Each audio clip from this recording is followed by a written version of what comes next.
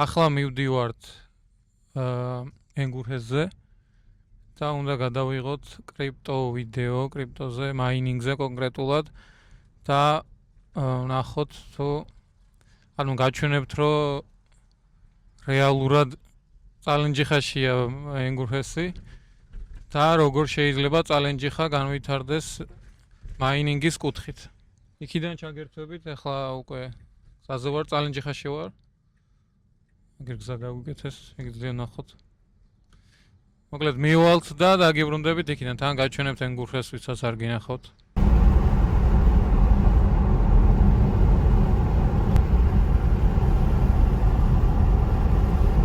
ახეთ როგორი სიმწვანე გვაქვს, ესე იგი.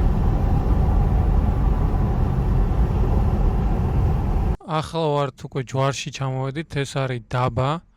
დაბის სტატუსი ჰქონდა და ეს ქალაქი რა დაბა გაშენდა იმიტომ რომ ენგურჰესი აეშენებინათ და ენგურჰესზე მომუშავე ადამიანები ცხოვრობდნენ აქ. და საკმაოდ აქტიური დაბა იყო საბჭოთა კავშირში, ხედავთ კორპუსებს. ხედავთ საბჭოთა კავშირის დროინდელი კორპუსებია და ნუ მერე როცა საბჭოთა კავშირი დაიშალა, რკინიგზაც გაუქმდა, რკინიგზაც იყო და აქაც ნუ ცხოვრება ნელ-ნელა შენელდა მოკლედ. და ახლა ძირითადად დევნილები ცხოვრობენ ან უბრალოდ ჩვეულებრივი მოსახლეობა, რომელიც არანაირ კავშირში არ არიან ენგურჰესთან. მოკლედ ერთ რაღაცა შეუძლია ამხელა დასახლების შექმნა და ასეთი იქნება მაინინგი თუ განვითარდება, ასე შეიძლება განვითარდეს წალენჯიხა და ჯვარიც თუ მაინინგი განვითარდება ამ რეგიონში. აი უკვე გამოჩნდა კაშხალი, ხედავთ?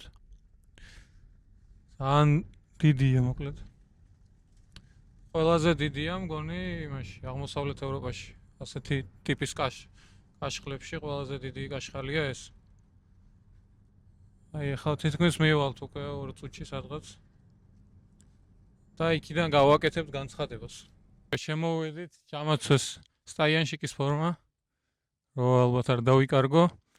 და ახლა მივალთ უკვე კაშხალთან, სადაც გადავიღებთ ვიდეოს და სხვათა შორის ეს არის დასახლება. ბოლო დასახლებას ოკუპირებულ ტერიტორიებამდე ფოცხო ქვია. აი ხედავთ, აქ ჩაასახლეს დევნილები. ანუ ჯერ რო აფხაზეთიდან გასახლებენ და მერე აქ ჩაგასახლებენ. ბინებში თან. ნახეთ რა ის უკაცრიელი ადგილია, არსად არ აქვს დასაკავშირებელი. და ეს არის ბოლო წერტილი, მოკლედ იმის იქით უკვე ოკუპირებული აფხაზეთი. ახლა მოვედით უკვე ენგურჰესთან, შეგიძლიათ ახლო კადრით ვაჩვენოთ. თუ რამხელა კაშხალი.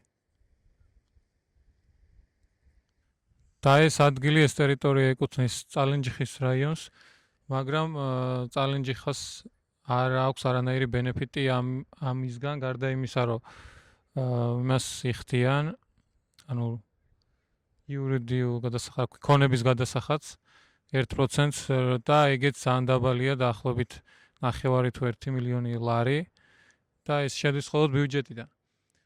სვანეთში და აფხაზეთში არის უფასოდ დენი, რადგან ენგურჰესი სვანეთის ტერიტორიაზეც არის ამ დაგუბების უმეტესი ნაწილი და აფხაზეთში, იმიტომ რომ იქ იწარმოება რეალურად ელექტროენერგია და წალენჯიხაში არანაირი შეღავათი არასდროს არ ყოფილა, მით უმეტეს არც ყოფილა უფასოდ. და მე მაქვს ასეთი იდეა, შევქნათ მაინერების ქალაქი, ანუ კრიპტო მაინერების ქალაქი და ასეთი ქალაქი იყოს წალენჯიხა, იმიტომ რომ ლოჯისტიკურად კარგია, ახლოს არის პორტთან და მაინერების შემოტანისთვის მოსახერხებელი ადგილია, პლუს რადგან ენგურჰესია სამართლიანობა მოითხოვს, რომ კონდეს რაღაც შეღავათი თენზე, არ გულისხმობ, რომ უფასო იყოს 20 თეთრი. 20 თეთრის პირობებში მაინერების პროფიტულობა ძალიან კარგი იქნება და თითქმის ყველა მაინერი, კრიპტო მაინერი გავა პროფიტში. და ვფიქრობ, რომ ეს განავითარებს ამ სექტორს, თანაც არსებობს უკვე მაგალითები თავისუფალი ინდუსტრიული ზონების სახით, რომელიც არის ფოთში და თბილისში, მაგრამ იმ მხოლოდ შეუძლიათ კომპანიებს და სხვა მეწარმეებს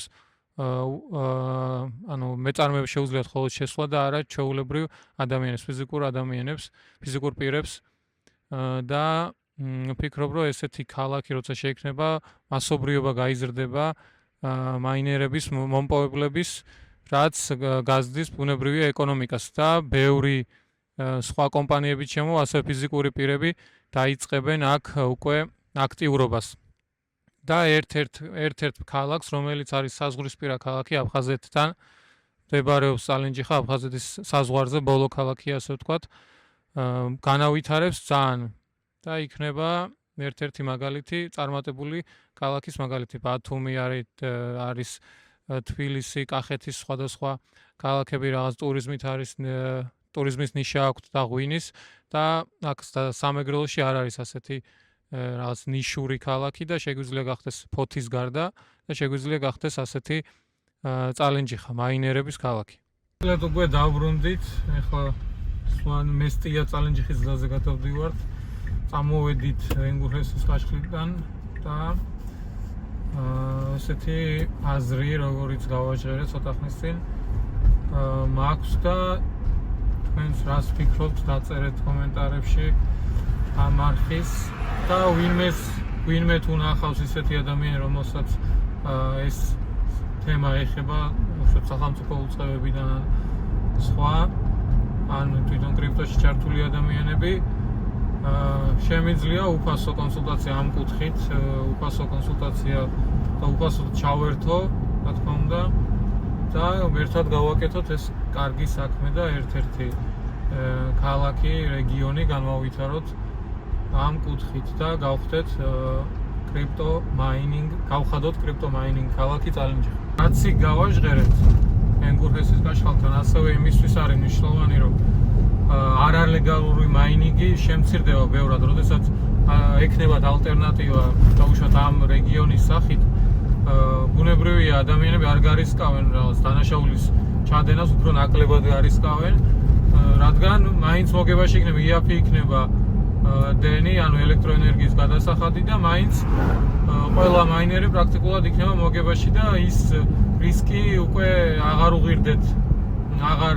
უღირს ადამიანს წესით, რაც შეიძლება არალეგალურმა მაინინგმა გამოიწვიოს და ამიტომ ორივე კუთხით ძალიან კარგი